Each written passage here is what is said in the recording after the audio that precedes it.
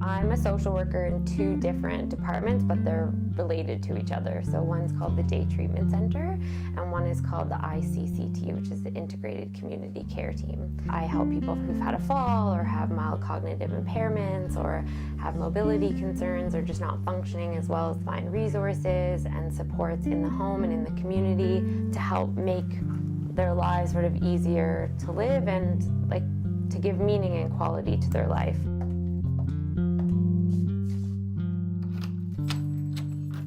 It was actually a great aunt of mine who mentioned that she thought that I'd be a great social worker, and I didn't even really know what it was.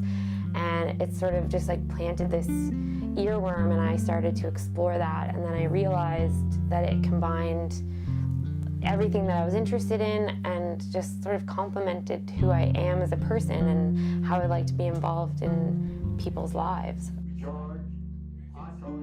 What I particularly like about Meredith, she brings a lot of experience dealing with some of these more touchy subjects or personal subjects. She brings the opportunity to speak to our older clientele about these things, which are sometimes, challenging areas to discuss.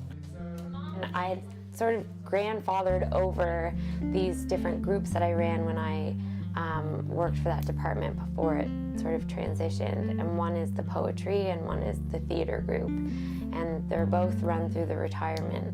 It's like a vehicle through which people can express things that they're going through in the experience of aging in the sort of institutional settings. People come together and have meaningful conversations where they can express themselves. Meredith, she's bright, exciting, beautiful, personable, and most important, she's a giving person, warm, and she understands seniors.